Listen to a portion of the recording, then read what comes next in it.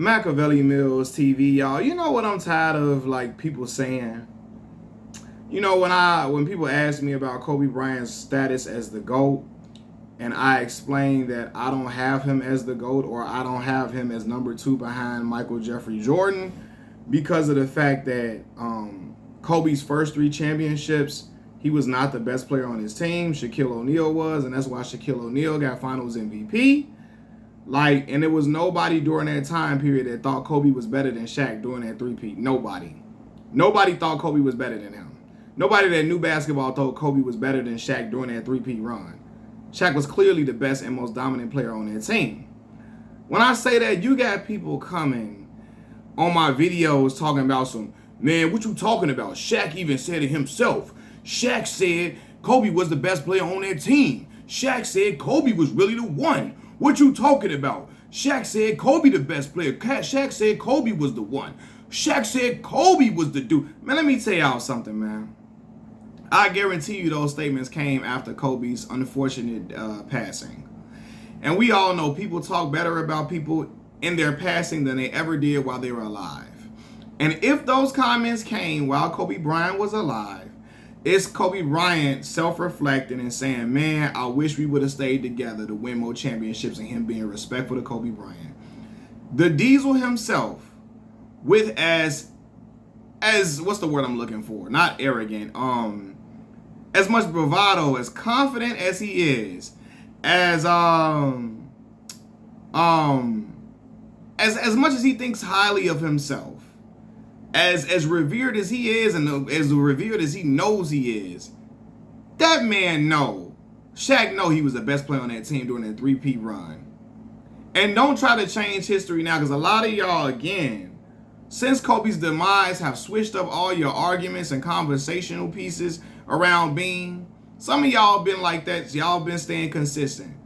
But some of y'all switching up, like we switching up what people thought, like what was the consensus. The consensus was that Shaquille O'Neal was the best player during that three-peat run.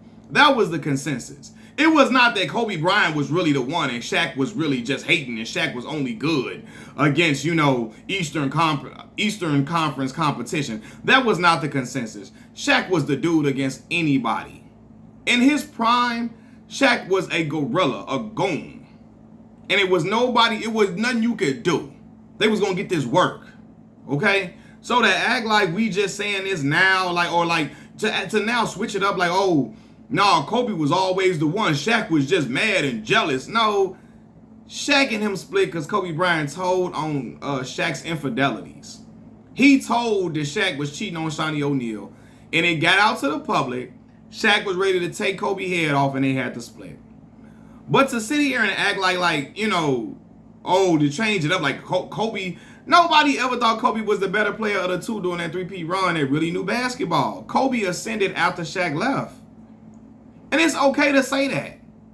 But y'all trying to act like during that run, try to change it like Big Diesel wasn't Big Diesel? Come on, fam. Big Diesel won them Finals MVPs for a reason. A reason. They wasn't just handing that out to him. This wasn't no goddamn one-time thing. Andre Iguodala, here you go because you defended LeBron James so well. No. Big Diesel was the one, the straw that stirred the drink. Yes, he needed Kobe Bean Bryant to win them chips. He did. He did. I ain't denying that. But Diesel was the engine that could. Was the big engine that could. He was the locomotive on that train to drive everything home for them. And everybody know that. But again, I don't mean to be disrespectful when I say that. But when people pass away, people have they whole conversation change up about them. I guarantee you, if LeBron James passes away, knock on wood, I don't risk that on nobody. If he passes away today, if he passes away today, in the next hour, all LeBron's biggest haters will be on him. Man, listen, man, but Bron really was that one. He was the dude, man. Bron, hey, I ain't gonna lie, man. It was times I thought he was better than Kobe. It was times I feel like he was on an equal playing field than Kobe.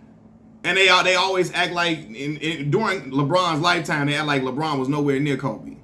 That's what happens, man. I guarantee you something happened to LeBron James today. Dreamers Pro will switch up his whole channel to commemorating LeBron James. and the greatness of LeBron James and how good he was talking about how good and how great LeBron James really was. That's how life works. What Jadakiss say? Might find your man dead in the ocean. He'll be alright though. You know, dead rappers get better promotion. Cause he said it because when people pass away, they gain more followers on social media. You know, they get more likes on their pictures. They get more talked about. They get thrown, the word legend gets thrown at them, even if it's not really deservingly so.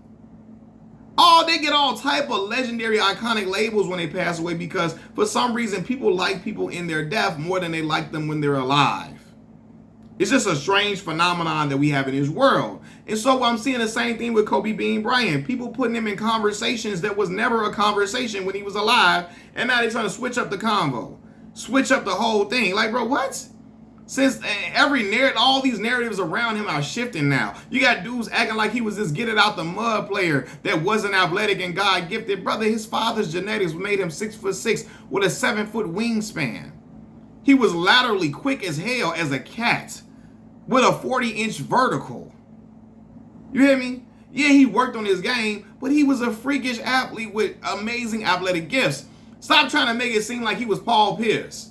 Like he was a pedestrian athletically, like he was goddamn Zach Randolph, like he couldn't jump over a sheet of paper and Kobe had to work to get all of that. Like, listen, we can say he was a workhorse without exaggerating things. Because the mythos around Kobe now is crazy. Since his death, boy, Kobe fought a tiger and a lion to defeat Dwight Howard. He got locked in a room with a grizzly bear and he stabbed it with a spoon and a fork and he walked out alive. Kobe was in the abyss of the ocean and he was battling with the goddamn Loch Ness monster to figure out how to beat the damn Boston Celtics. You know, in order for Kobe to prepare for the Dallas Mavericks that Dirk Nowitzki had, he went into Iceland with no clothes on. And he walked through the Iceland and he laid and slept on the ice in order to be cold enough, to have enough coldness in his heart to beat the Dallas Mavericks. You know, in order for Kobe Bean Bryant to get past a young Oklahoma City Thunder, he had to go he had to go in the middle of some fire and fight a dragon. And he had to slay the dragon and then save Princess Peach before the dragon caved, before the tower collapsed. He had to save her in order to figure out how to beat the Oklahoma City Thunder. In order to go up 3-1 against the Phoenix Suns, the mortality of Phoenix Suns, Kobe had to lock himself in the bat cave and learn the ways of goddamn, what's my man that played him? Christian Bale. He had to train with Christian Bale in the training for the Dark Knight to figure out how to do that. Like what is we talking? Like, man, come on now. Kobe was an all-time great player, a pantheon great player, the second greatest difficult shot maker I've ever seen in this league outside of Stephen Curry. All-time great player, phenomenal, second greatest shooting guard to ever live.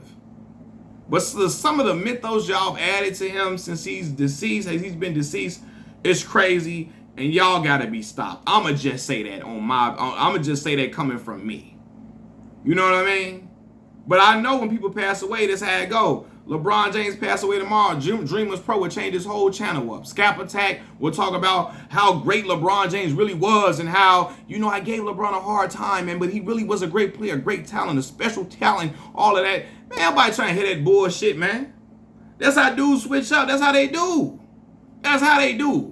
Dedicate the whole channel to hating LeBron. The moment something happened to the man, he retired, he can't play no more, he passed away, all the conversations shift, and we gotta act like we never heard you hating on the dude for all them years. All the shit you say get erased, and you just trying to act like you his biggest fan now. That's what happened when people pass away, man. Things about them, the legend around them changes. People start saying stuff they never said while they was alive. People start coming up with all these stories about them that really, you like, what the hell? You know, it just, but anyway, Machiavelli Mills TV, I'm out. Peace.